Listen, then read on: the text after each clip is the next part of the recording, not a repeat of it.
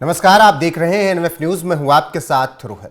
2017 में जब उत्तर प्रदेश की सत्ता योगी आदित्यनाथ ने संभाली तो शपथ लेने के साथ ही उन्होंने ऐलान किया कि प्रदेश में गुंडे, माफियाओं, अपराधियों की कोई जगह नहीं है।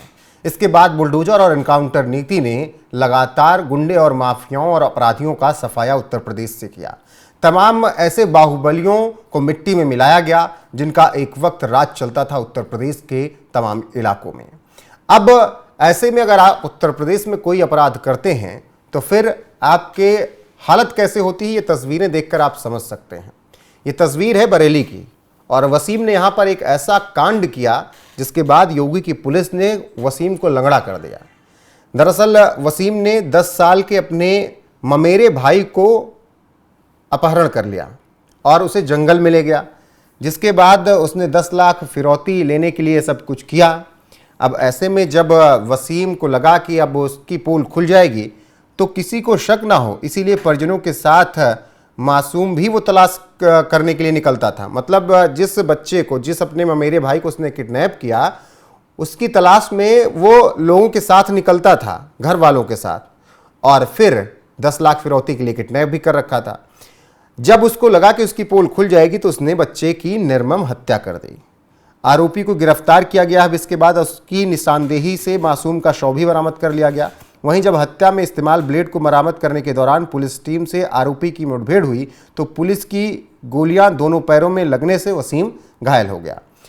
आपको बता दें कि सीसीटीवी से पूरा राज खुला। फतेहगंज पश्चिमी थाने की पुलिस को एक सूचना मिली कि एक 10 साल का बच्चा गायब हो गया। पुलिस ने तत्काल मुकदमा दर्ज कर बच्चे की तलाश में टीमों को लगा दिया। इस दौरान एक अज्ञात मोबाइल नंबर से 10 लाख रुपए की मांग के लिए कॉल आई उसके पिता के पास, बच्चे के पिता के पास। पुलिस ने तुरंत कार्रवाई करते हुए सर्विलांस और सीसीटीवी के आधार पर मुकदमा दर्ज करने वाले शेखावत के सगे भांजे वसीम को हिरासत में लेकर पूछताछ की। पूछताछ में वसीम ने बताया कि योजना के तहत आहिल का अपहरण कर हत्या की घटना को अंजाम दिया है। आरोपी का प्लान यह था कि उसके मामा के पास काफ़ी पैसा है और वह अपना लकड़ी का काम शुरू करना चाहता था। इसके लिए उसको पैसों की ज़रूरत थी, इसीलिए उसने अपने मामा के बेटे का अपहरण करके 10 लाख रुपए की फिरौती मांगी, लेकिन शाम को ही बच्चे को मार दिया। आरोपी की निशानदेही पर बच्चे की लाश को बरामद कर पोस्टमार्टम के लिए भेज दिया गया। अब ऐसे में जब पुलिस की मुठभेड़ हुई तो वसीम को दोनों पैरों में गोली मार दी गई। घटना में इस्तेमाल की गई बाइक और ब्लेड को बरामद किया गया और इस दौरान आरोपी वसीम ने बाइक में रखा तमंचा निकालकर पुलिस टीम पर फायरिंग करने की कोशिश की और फायरिंग की भी। जवाबी फायरिंग में पुलिस की गोली लगने से वसीम घायल हो गया। वसीम के दोनों पैरों में पुलिस मुठभेड़ के दौरान गोली लगी, जिसे इलाज के लिए जिला अस्पताल में भर्ती कराया गया। एक हफ्ते पहले वसीम ने नया सिम लिया था ये सब कांड करने के लिए और उसने अपने ममेरे भाई को अपहरण करने के लिए पूरी प्लानिंग तैयार कर ली थी। उसने ब्लेड लिया, उसने बाकायदा बाइक एक थी उसके पास, और फिर एक हफ्ते पहले उसने नया सिम लिया था और इस नए सिम को उसने इसलिए लिया था ताकि फ़ोन करके वो 10 लाख रुपए की फिरौती मांग सके और उस फिरौती के पैसे से वो अपना लकड़ी का कारोबार शुरू कर सके। लेकिन वसीम ने जिस दिन बच्चे को उठाया, अपने ममेरे भाई को उठाया, उसका अपहरण किया, उसी दिन उसने शाम को उसकी गला रेत कर हत्या कर दी।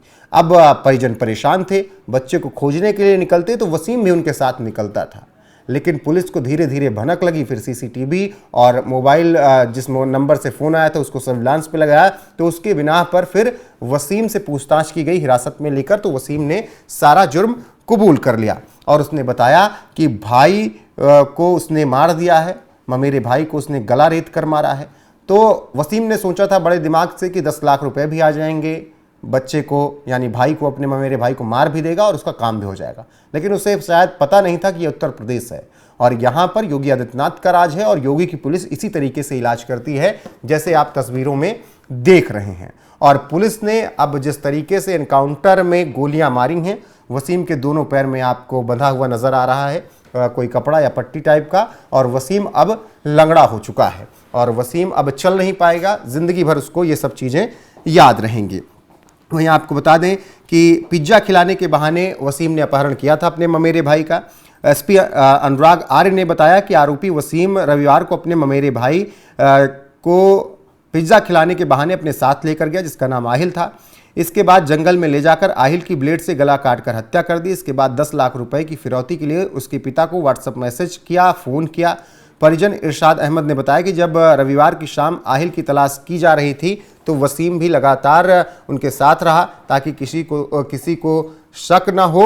अपने मोबाइल से मृतक के पिता को फिरौती के लिए मैसेज भी करता था और उनके साथ मेरे भाई की तलाश में वो हर जगह जाता भी था। लेकिन उसका जो ये पूरा दिमाग था, पूरी योजना थी, वो धरी की धरी रह गई उत्तर प्रदेश पुलिस के सामने। और पिज्जा खिलाने के बहाने जिस तरीके से आहिल ने भाई का किडनैप किया, उसके साथ इस तरीके से विवश घटना को अंजाम दिया, उसकी जान ले ली, उसके बाद अब वसीम का इलाज चल रहा है, जो कि ये बताता है कि अगर उत्तर प्रदेश में रहना है तो बहुत शांति से आप रहिए, वरना पुलिस ऐसा इलाज आपकी करेगी कि जिंदगी भर आप चल नहीं पाएंगे। आपकी 7 पुश्तें आपके इस कांड से और उत्तर प्रदेश की पुलिस की मार से कांपती रहेंगी।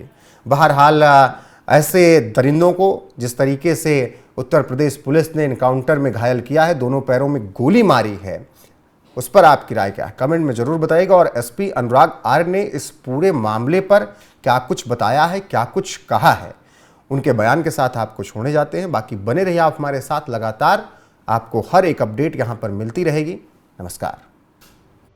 कल देर रात्रि थाना फतेहगंज पश्चिमी पर एक सूचना प्राप्त हुई कि सखावत पुत्र मोहम्मद नबी ग्राम टिटोली के निवासी हैं। इनका 10 वर्षीय पुत्र शाम 5 बजे से गायब है।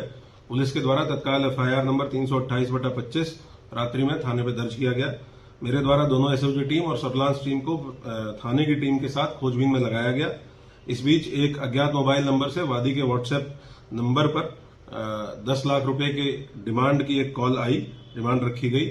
पुलिस टीमों द्वारा त्वरित कार्रवाई करते हुए सर्विलांस और CCTV फुटेज के आधार पर वादी मुकदमा के सगे भांजे वसीम पुत्र नफीस अंसारी गांव टिटोली का रहने वाला है, इसको हिरासत में लेकर पूछताछ की गई। पूछताछ में इसने बताया कि इसके द्वारा प्री प्लान्ड तरीके से बच्चे के अपहरण और हत्या की घटना कारित की गई है। शाम को 5 बजे ये बच्चे को बाइक पे बैठा के लेके गया, जंगल में लेके गया।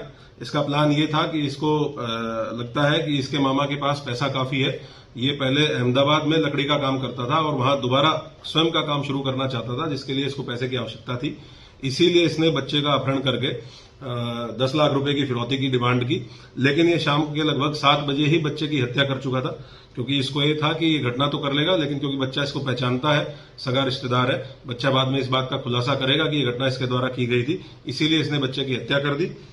इसको ये उम्मीद थी कि इसको वादी मुकदमा से पैसा मिल जाएगा, जिसको लेकर ये बाद में जब चीजें शांत हो जाएगी तो अहमदाबाद चला जाएगा और वहां पे अपना कारोबार शुरू करेगा। विस्तृत रूप से इससे पूछताछ की गई। मेरे द्वारा फील्ड यूनिट के साथ घटनास्थल का निरीक्षण किया गया। बच्चे की डेड बॉडी को पोस्टमार्टम के लिए भिजवाया गया है। पूछताछ के दौरान इसके द्वारा बच्चे की बॉडी को जंगल से बरामद कराया गया। उसके बाद इसने घटना में जो प्रयुक्त मोटरसाइकिल थी और जो ब्लेड इसके द्वारा जिससे बच्चे की हत्या की गई थी, उसकी बरामदगी के दौरान इसके द्वारा बाइक के बैग से एक तमंचा निकालकर पुलिस पार्टी के ऊपर फायर किया गया। पर्याप्त चेतावनी के बाद पुलिस के द्वारा कंट्रोल्ड फायरिंग की गई, जिसमें इसके दोनों घुटनों में गोली लगी है। इसको उपचार